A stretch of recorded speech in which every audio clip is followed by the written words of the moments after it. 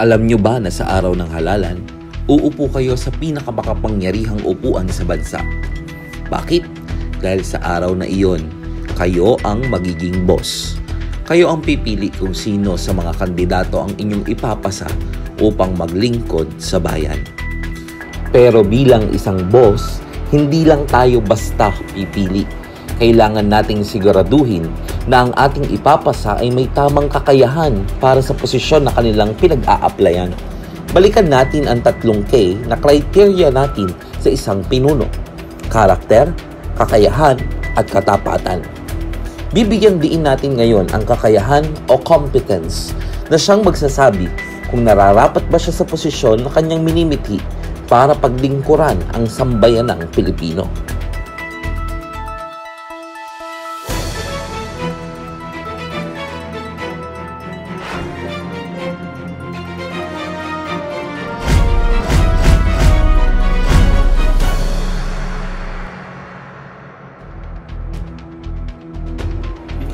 Kung ikaw ay isang responsableng boss at naghahanap ka ng driver, hindi eksperto sa kusina ang ilalagay mo dito.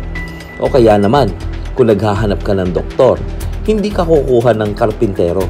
Ganyan din dapat sa eleksyon. Hindi lang natin dapat tingnan ang kasikatan o pamilyar na pangalan. Dapat nating suriin kung may kakayahan silang gawin ang trabaho. Ngayong 2025, tayo ay magluluklok ng mga tao para sa legislative branch ng ating bansa, ang Senado at ang Kongreso. Ngayong araw, pag-usapan natin ang trabaho ng mga senador at mga kinatawan sa Kongreso, ang mga gumagawa ng batas para sa ating bayan. Ang senador ay isa sa 24 na halal na opisyal na bumubuo ng Senado ng Pilipinas. Ito ang kanilang mga pangunahing gawain: gumagawa, nag-aamyenda, at bumuboto sa mga panukalang batas na makakaapekto sa buong bansa, mga batas para sa ekonomiya, edukasyon, kalusugan at iba pa.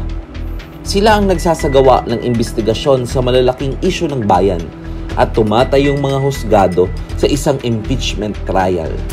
Nag-aaproba o nagsusuri ng mga international na kasunduan at appointment ng Pangulo. Ano ang mga kakayahan na kailangan natin sa isang senador? Marunong sa batas at pamamahala. Dapat tunay na may kaalaman sa batas at hindi umaasa lamang sa mga staff nilang abogado. Marunong magsuri, magdebate at hindi sunod-sunuran. Dapat kayang tumayo mag-isa sa harap ng debate na hindi nangangailangan ng taga-bulong o taga-coach sa gilid. May paninindigan at integridad. Dapat may sariling desisyon at hindi nagpapadala sa kagustuhan ng mga may mas mataas na posisyon. Ang kongresista at party list representative ang bumubuo ng kapulungan ng mga kinatawan. Sila ang representative natin sa ating mga distrito at sa mga piling sektor ng ating lipunan. Ito ang kanilang mga pangunahing gawain: gumagawa ng mga batas na may direktang epekto sa kanilang distrito o sektor. Nagsusulong ng budget para sa infrastruktura, edukasyon at serbisyong pampubliko sa kanilang nasasakupan. Nakikilahok sa pag-aproba ng pambansang budget at mga polisiyang pang-ekonomiya. Nagsasagawa ng imbestigasyon sa malalaking isyu ng bayan. Ano ang mga kakayahan na kailangan natin sa isang kongresista? Marunong sa batas at pamamahala, lalo't higit pagdating sa usaping pang-ekonomiya, sapagkat sila ang nagtatakda ng mga budget sa lokal, gayon din ang pambansang budget. Kakayahang makinig at unawain ang pangangailangan ng bayan. Siguraduhin alam nila ang pangangailangan ng inyong distrito, gayon din pagdating sa party list. Siguraduhin alam niya ang pangangailangan ng inyong sektor. May paninindigan at integridad. May paninindigan sa pagboto ng mga batas at hindi madaling maimpluwensyahan ng mga nasa kapangyarihan. Sa darating na eleksyon, ikaw ang boss. Ikaw ang may kapangyarihang pumili kung sino ang dapat maupo sa Senado at Kongreso.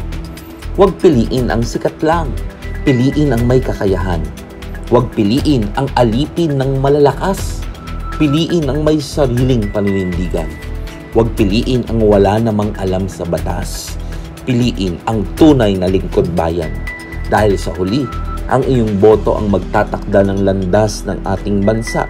Ikaw ang magtatakda sa kinabukasan nating mga Pilipino.